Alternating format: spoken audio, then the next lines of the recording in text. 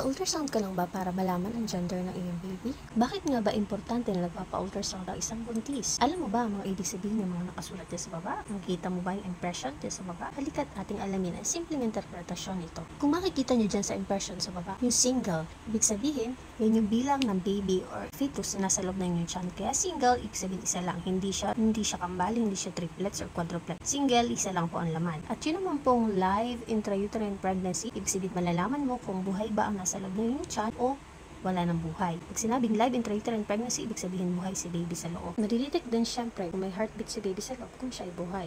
Pero kung walang heartbeat, ibig sabihin walang buhay ang baby sa loob. Yun naman po 21 weeks and 1 day, ibig sabihin po niyan, yan po yung edad ni baby sa loob ng inyong tiyan. So, binase po yan sa ultrasound. In breech position, ibig sabihin yung presentation ni baby sa loob, pwedeng breech or cephalic. So, andyan sa ultrasound is breech. So, ibig sabihin, buttocks po ang nauna o puwet ang nauna kay baby. Hindi po siya cephalic or head ang nauna. Mabasa niyo rin po yung anterofundal placenta. Yan po yung position ng placenta kung saan siya naka-implant.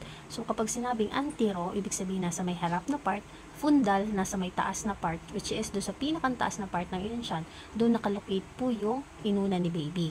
Pag sinabi naman pong low-lying placenta, yun naman po yung nasa may baba na part po ang naka-implant yung inuna ni baby o yung placenta, which is placenta previa po yun at hindi po pwedeng makanormal si mami. Next po is placenta grade 1 high-lying. Yan naman po yung age or edad ng placenta ni baby, which is grade 1, grade 2, or grade 3. Ang grade 1 po is, ngayon po ay yung mga edad ng placenta kapag po mga nasa first trimester to second trimester. Kapag po nag-grade 3 na ang edad ng placenta ni baby, which is yun na po yung matured na siya at pwede nilang ilabas si baby. Yun naman pong high-lying, ibig sabihin nasa taas na part po, naka-implant yung placenta.